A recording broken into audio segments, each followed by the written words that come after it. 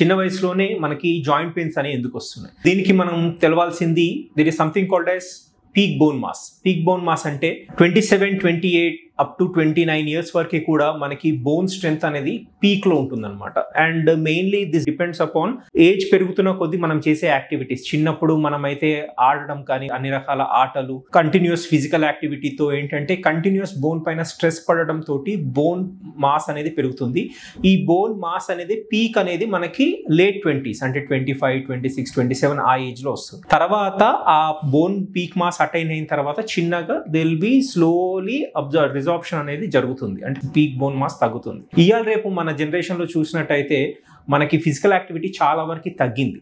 So basically there is no physical activity. So bones పైన strength అనేది లేకుండా పోయింది. దీంతో ఏమవుతుందంటే there is something called as disuse osteopenia. అంటే మనం వాడకలో లేక బోన్ పైన కంటిన్యూస్ బరువు కానీ స్ట్రెస్ కానీ లేక చిన్నగా ఆస్టియోపీనియా అంటే బోన్ అనేది కరుగుతూ ఉంటుంది. ఈ బోన్ కరగడంతో పాటు జాయింట్స్ సాఫ్ట్ అయిపోతాయి. సో సాఫ్ట్ బోన్స్ వల్ల జాయింట్స్ పైన స్ట్రెస్ అనేది చాలా ఎక్కువ పడి యాక్సిలరేటెడ్ ఆర్థరైటిస్ అంటే అరుగుదల అనేది కూడా తొందరగా స్టార్ట్ అవుతుంది. దాంతో మనకి జాయింట్ పెయిన్స్ అనేవి కొంచెం ఎర్లీగా స్టార్ట్ అవుతుంది. సెకండ్ థింగ్ ఏంటంటే lack of exposure to sun. ఇవాళ రేపు మనం చూసినట్టయితే there is minimal exposure to sun.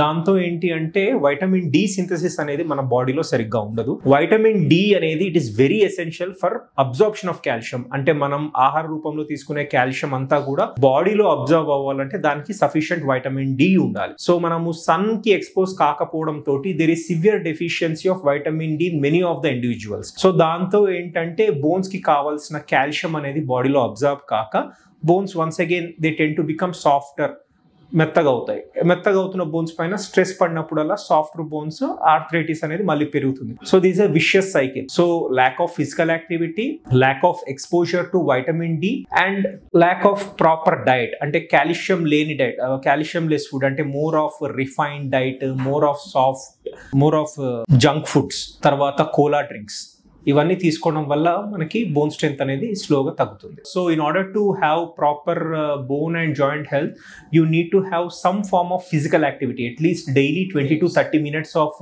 Continuous physical activity so that stress అనేది బోన్ మీద పడి బోన్ స్ట్రెంగ్త్ అనేది మెయింటైన్ అవుతుంది. తర్వాత at least 20 to 30 minutes of exposure to sunlight, that to between 11 AM to 3 PM. ఎప్పుడైతే 11 AM to 3 PM మధ్యలో మనం 20 minutes of సన్కి expose అవుతుందో ద బాడీ లో వైటమిన్ డి సింథసిస్ అనేది సఫిషియెంట్ గా పెరుగుతుంది. దాంతో కాల్షియం అబ్జార్ప్షన్ అనేది పెరుగుతుంది. తర్వాత డైట్ లో కూడా చాలా మోడిఫికేషన్స్ చేయాలి. Less processed food, less of cola drinks, no smoking, వీటన్నీ చేయడం వల్ల మనకి బోన్ స్ట్రెంగ్త్ అనేది నార్మల్ అయ్యే అవకాశం ఉంది.